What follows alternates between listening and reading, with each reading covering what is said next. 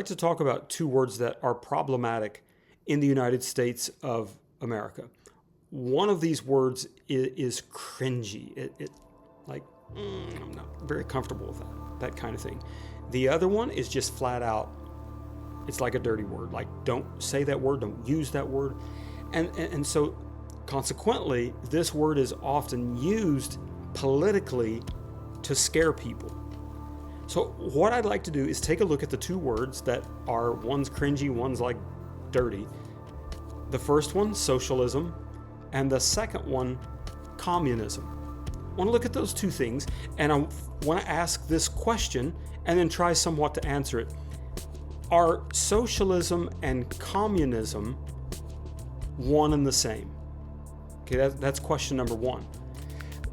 The other question is, what actually is, well, these are two questions. What is socialism and what is communism? I'm bringing this up because recently I've heard a lot of the word communism. And I've seen fingers pointed and about this group of people, they're communist. And those ideas are just communism. And I want to look at that and ask the question, is that actually communism? Because if you label something communism, there is a large part of an uninformed America that is going to just run. As soon as you say, that's communism, okay, nope, don't want that. Without ever really knowing anything about, number one, communism, and number two, socialism, and number three, the reality of what we are in America, and number four, that someone is using a word just to scare them off. And then maybe number five, uninformed. I don't mean stupid or dumb or uneducated. I just mean simply uninformed. And many people in our culture right now are choosing to be uninformed. Things are so acrimonious in politics. Things are so difficult that they would rather be uninformed, stick their head in the sand. And I've considered doing this. I honestly have. Things right now are so uneasy that I've considered just metaphorically sticking my head in the sand and say, tell me when it's 2028, wake me up then. I don't want to know anything, because it would kind of just be easier. But I want to jump into this and ask, what is socialism? What is communism? Are they the same? I'll just go ahead and give you a spoiler alert and just tell you, communism and socialism are not the same thing. So let me describe to you socialism, or actually just give you some examples of socialism. Here are some examples. Public school. 84 to 88% of America graduates from public school. I'm one of those. That's socialism. Libraries. That's socialism. That is a service provided by the United States government. It costs you nothing. You go and you participate in the service of the library. Law enforcement. Local police, county sheriff, state police, however that is defined in your state. Here's the California Highway Patrol. In Illinois, where I used to live, it was the state police. The judicial system in its entirety, the court system, that is socialism.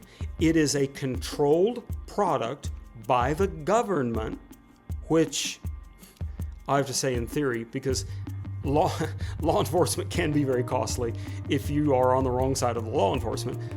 But these services are provided to you free of charge. If someone breaks into your house and they clean it out of a bunch of valuables, the police department shows up as a public entity and they serve you and they investigate. They do all they can to recover your goods.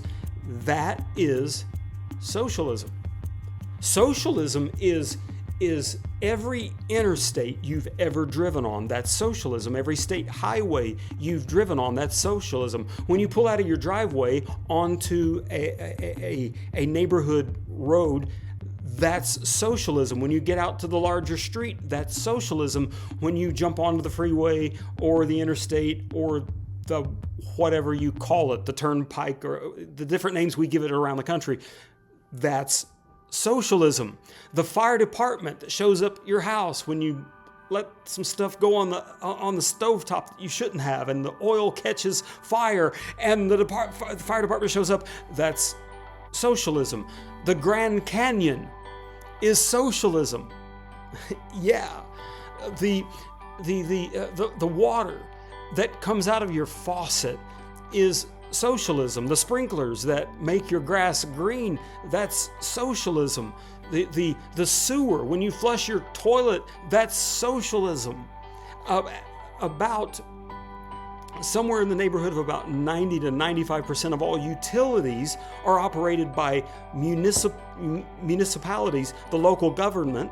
That is socialism. And let me just add this, where there are privately operated utilities, that cost about 40% more than the socialist utilities you get from the government. There's more. Every bridge you cross, whether or not it has a toll. Every time I go across the Bay Bridge on the way into San Francisco, every time I go across the Golden Gate Bridge, every time I go across any bridge when I'm traveling on Highway 99, which is a major highway here in California, or I-5, and I go over a bridge, that bridge is provided to you by socialism. But the pavement that you're driving on, that's provided to you by socialism. Social security is socialism. Let me just stop right here and say, well, you know what? I don't like Social Security. I'm taking care of myself. Well, the reason that Social Security was brought about by FDR back in the New Deal is because there were so many, millions upon millions, tens of millions of Americans that were reaching older age, retirement age, and they had nothing. They had not set up. You may be a person that sets up your retirement. You may be at a job that provides you with a pension. But the majority of America, the vast majority of America, does not have a retirement plan, does not have a pension. They have Social Security. And Social Security is socialism at its height. If you're going to play golf next Wednesday and you look up the weather report, that's socialism. That's right, the National Weather Service. That is socialism. The national parks, if you go to Yosemite or the Redwoods, or I mentioned the Grand Canyon, Yellowstone, every public park that's in your town that you go and you let your kids run around and play. There's a dog park right over here by our house. That dog park was provided to us by socialism, and we have socialist dogs running around and playing in a socialist park. Everything provided by the government for the betterment of your life, that is socialism. So here is the shocking statement that I want to make to you here now. The United States is a socialist country. The difference between this socialist country and other socialist countries that we like to criticize, Sweden, Switzerland, Norway, Finland, all of those, the difference between us and them is they do socialism better than we do. They operate more efficiently, they provide more services, they charge a lower tax for it, and studies and surveys have shown repeatedly that those countries that I just named off, they are usually in the top 4 to 6 of the top 20 happiest countries on earth. Do you know who's always at the bottom of that list? The United States of America. Let me tell you what is not socialism in our country. Ready for this one? Our healthcare system. That is not socialism. And let me ask you, how well is our healthcare system working? Now, not the healthcare itself. We have excellent healthcare in this country. I could go on quite an emotional, tearful storytelling episode of how good, great medicine has been in our family and saved my son's life. It has been greatly beneficial, actually, to both of our sons. The healthcare itself. However, the system, I could not begin to tell you the financial hardship that I and my family have been through because of the healthcare system. It has left us penniless more than once. Let me carry this a bit further. In the estimation of healthcare analytics given to us by those that analyze the healthcare systems of various countries, including the United States, including people from the United States that do the analytics as well as from other countries. Here is the repeated conclusion that has been arrived at for the last 35 to 45 years. The United States has the worst healthcare system in the developed world. It's not even close. We are also, not coincidentally, the only country that does not have universal health care among developed countries. Industrialized is another word that is used. But among the highly developed countries of this world, we are the only nation that does not have universal health care. Now, every time this subject comes up, how are we going to pay for this? Well, the same way we paid for the interstates, and the same way we paid for the fire department, and the same way we paid for the police officers, and the military, and everything else. We're going to do it through taxation. I don't want to pay more taxes. I already pay so much. Here's the deal with the taxes. Whatever you pay in tax increases for universal health care will be less than you pay in insurance premiums. This is a proven fact, not only in countries that have switched to universal health care, but in the analytics of the United States taxation system. This is a proven fact that your taxes, yes, they will increase, but it will be less of an increase than the decrease that you will experience in your health care premiums. In other words, if we have universal health care, you're one, going to get better health care, more organized health care, and three, you're going to pay way less for it. Well, I've heard this, up in Canada where they have this stuff that it takes 9 months to get in to see the doctor. It takes forever. Okay, that is said a lot. Let me tell you what it's like here. A couple of years ago, I've had back problems since high school. I could dunk a basketball back in the day, and I could do it fairly easily, and I was doing fancy dunks, and I was showing off and being stupid. It's what I was doing, and I fell really badly after a dunk, and I hurt my back, and it has been hurting since I was 14, which was 20 years ago, something like that. So this back situation, about 2.5 years ago, something was recommended to me called a radio frequency ablation. It's what it does is it severs the nerves that goes into. I have a couple of ruptured discs, so it goes, the nerves that go into those discs, it severs those nerves, and it relieves the pain. Theoretically, it did not work for me. Goodness, I will never get close to doing another one. It made things so much worse, but that's a different story. So, from the time that I first went to the doctor, because I was having my back pain had gotten worse. It had gone down my right leg. So I went into the doctor to address this. From that date until the date I had the RFA, 18 months. Folks, we're worse than the waits they have in Canada or Finland or Norway or Sweden or Switzerland or whatever. We're worse. When our son has continual issues, it's a nonstop thing. When we make an appointment for him or we attempt to get into seeing, we need it done quickly.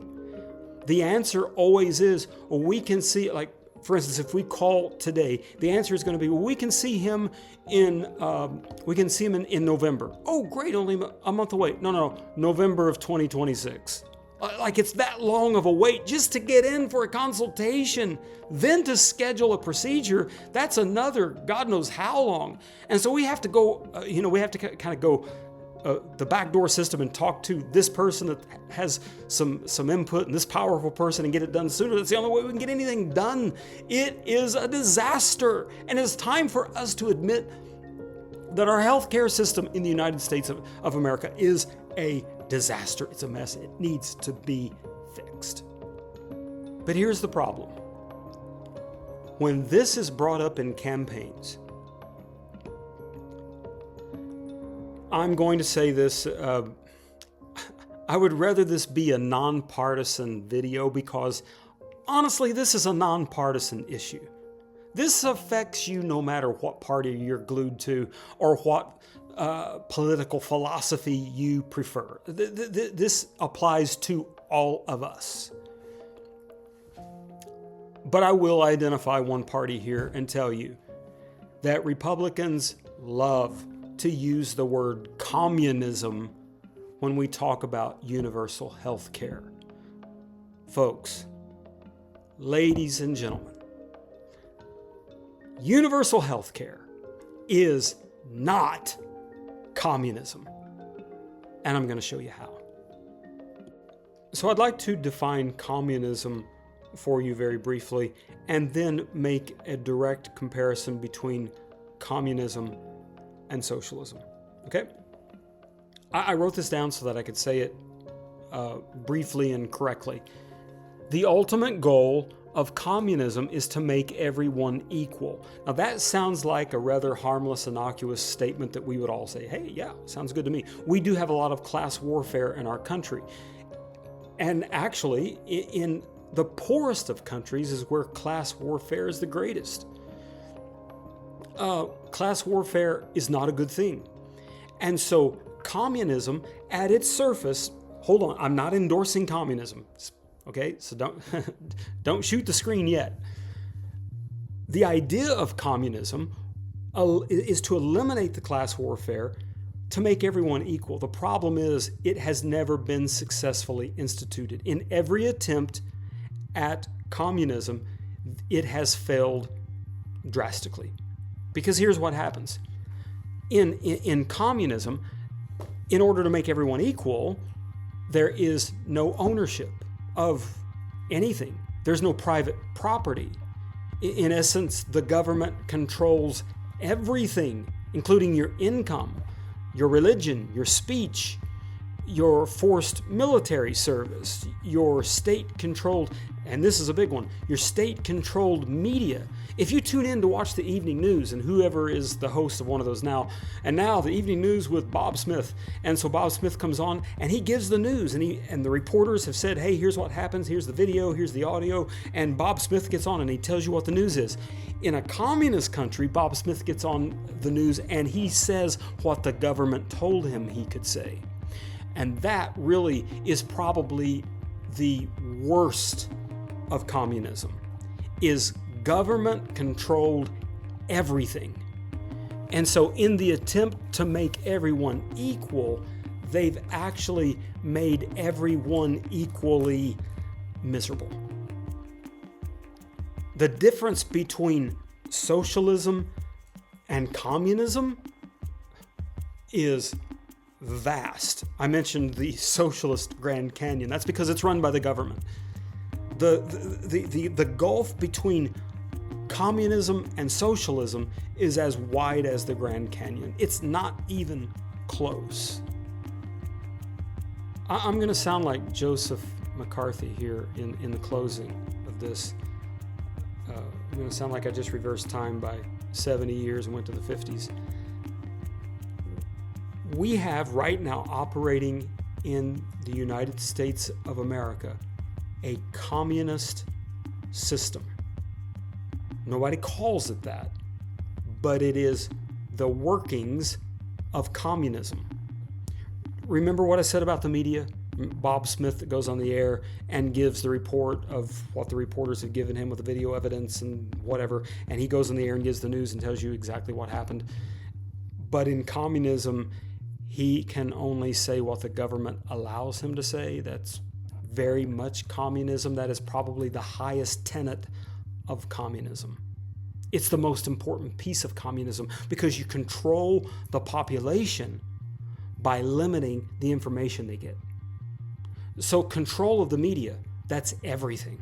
That is, if you don't control the media, you don't have communism. That's just straight up you don't, okay? So we have an operation of communism right now in this country. So considering what I just said about control of the media, there is a government institution right now. It is the largest government institution. Right now, your president has ordered the head of a department to institute this rule. And the rule is that every media outlet, whether it be ABC, NBC, CBS, Fox, MSNBC, CNN, One America, whatever those other right-wing, whatever they are, they have to sign an agreement with this largest government agency that they will not report anything, they will not publish anything, they will not write or broadcast anything unless it has been read, viewed, and approved by that largest government institution. That's happening right now at the Department of Defense at the Pentagon. If you report on anything in the Pentagon and the Department of Defense, it must first be approved by the government, and that should scare you to death. We have the beginnings, and I know everybody's out there, they're saying, watch out, our country's going to be taken over by this and that. And I've been like at the back of that line saying, hold on, I think we're getting a little paranoid. Let's just hold. But this, oh my God, this is bad. And so far, only one network, I believe it's One America, which is a far-right Trump propaganda network. I think even Trump would agree with that. They're the only ones that have signed the paper. Even Fox Not News has refused to sign the paper. I don't know where this is going to go, but folks, this is bad. And I would encourage you to read up on it, find out, develop your own opinion, find out what's going on, because this is the beginnings of bad. I don't know what word to use. It's bad. It's really bad. We can't let this happen. So that's socialism. That's communism. Socialism works. It is not communism. It is the government making and helping your life to be better. Communism is controlling every piece of your life, and you don't want that. So, I know socialism is a bad word, but look into it. Read up on it. Let me know what you think. It's something that we need to talk about, because we already have a socialist country. It's just our country isn't as socialist as some others. And we probably need to be, because the piece that we're missing is the most important one of all, which is healthcare. Okay, that's it. Hope you have a beautiful day.